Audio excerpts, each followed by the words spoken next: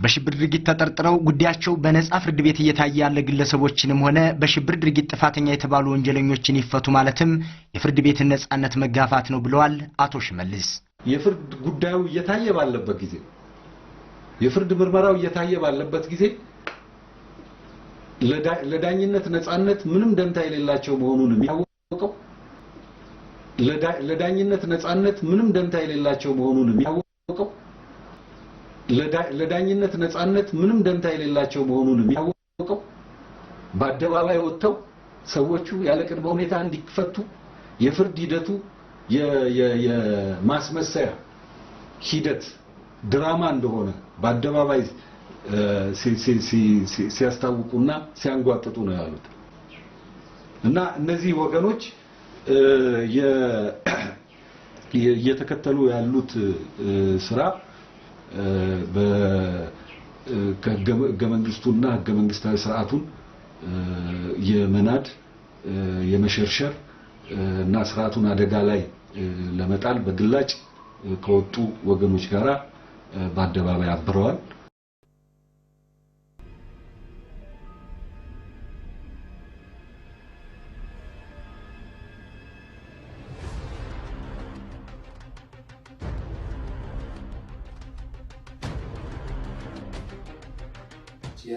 በወንጀል ተከሰው ጉዳያቸው በፍርድ ቤት በመታየት ላይ ያሉ ተከሳሾችን መብት የጣሰ ነው በፍርድ ሂደቱም ላይ ደግሞ ጫና የሚፈጥር ነው ከማለታቸው በተጨማሪ የሙስሊሞችን ህጋዊ ጥያቄ ለማፈን ታስቦ የተቀነባበረ ነው የሚሉ አስተያየቶች ተሰንዝረዋል።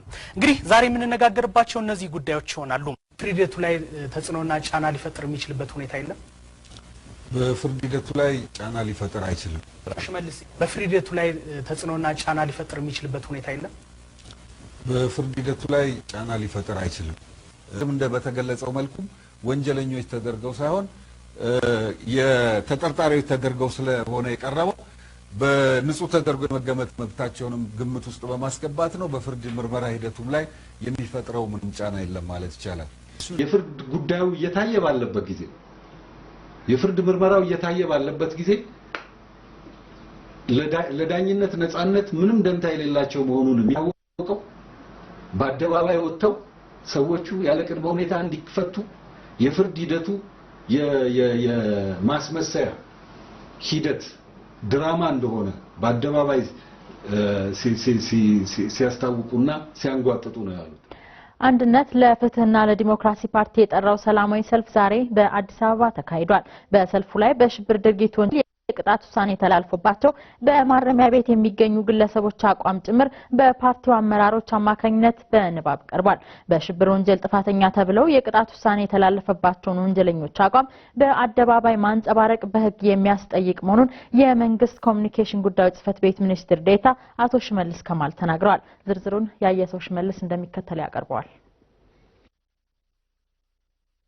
አንድነት ለፍትህና ለዲሞክራሲ ፓርቲ የጠራው ሰላማዊ ሰልፍ የተካሄደው በቀበና አካባቢ ነው። ሰልፈኞቹም ከሃይማኖት አክራሪነት ጋር በተያያዘ በሽብር ድርጊት ተጠርጥረው ጉዳያቸው በፍርድ ቤት እየታየ ያለና እንዲሁም በሽብር ወንጀል ተከሰው የቅጣት ውሳኔ የተላለፈባቸው ግለሰቦች ይፈቱ የሚሉ መፈክሮችን አሰምተዋል።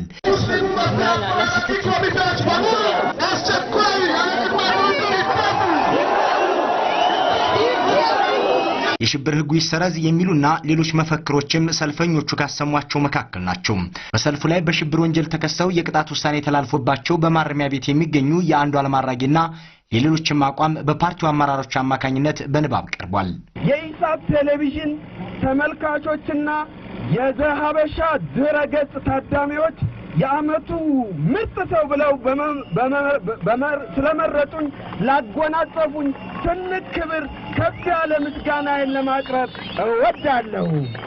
አንዱዓለም አራጌ ከቃሊቲ እስር ቤት በሽብር ድርጊት ጥፋተኛ ተብሎ በፍርድ ቤት የቅጣት ውሳኔ የተላለፈባቸውን ወንጀለኞች አቋም በአደባባይ ማንጸባረቅ በወንጀል የሚያስጠይቅ መሆኑን የገለጹልን ደግሞ የመንግስት ኮሚኒኬሽን ጉዳዮች ጽህፈት ቤት ሚኒስትር ዴኤታ አቶ ሽመልስ ከማል ናቸው። በሽብር ድርጊት ተከሶ የተቀጣን ሰው ድርጊቱ ሌላው ተገቢ ነው ብሎ በሚወስደው አቅጣጫና መንገድ መልእክት ቀርጾ ይህንን ማስተጋባትና ማሞካሸት በህግ ያስቀጣል የሚል ክልከላ እንዳለው ያወቁ ይሄን ክልከላ በማን አለብኝነት በአደባባይ ረክተው ሽብርተኝነትን የሚያወድስና የሚያሞካሽ ቅስቀሳና የማነሳሳት ስራ ሲሰሩ የቆዩ ሰዎች የሰሩት ስራ በህግ የሚያስጠይቅ መሆኑን ሳያውቁ ሳይገነዘቡ ነው ለማለት አዳጋች ነው። ስለዚህ የነዚህ ወገኖች እርምጃ ቀጥተኛ ህጋዊ መዘዝና ውጤት ሊያስከትል የሚችል መሆኑ ከወዲሁ ግልጽ ነው። ይሄን ድርጊታቸውን የሚያመጣውን ህጋዊ መዘዝም ለመቀበል ዝግጁ መሆን ያለባቸው ይመስለኛል። በሽብር ድርጊት ተጠርጥረው ጉዳያቸው በነጻ ፍርድ ቤት እየታየ ያለ ግለሰቦችንም ሆነ በሽብር ድርጊት ጥፋተኛ የተባሉ ወንጀለኞችን ይፈቱ ማለትም የፍርድ ቤትን ነጻነት መጋፋት ነው ብለዋል አቶ ሽመልስ። የፍርድ ጉዳዩ እየታየ ባለበት ጊዜ የፍርድ ምርመራው እየታየ ባለበት ጊዜ ለዳኝነት ነጻነት ምንም ደንታ የሌላቸው መሆኑን የሚያውቀው በአደባባይ ወጥተው ሰዎቹ ያለ ቅድመ ሁኔታ እንዲፈቱ የፍርድ ሂደቱ የማስመሰያ ሂደት ድራማ እንደሆነ በአደባባይ ሲያስታውቁና ሲያንጓጥጡ ነው ያሉት እና እነዚህ ወገኖች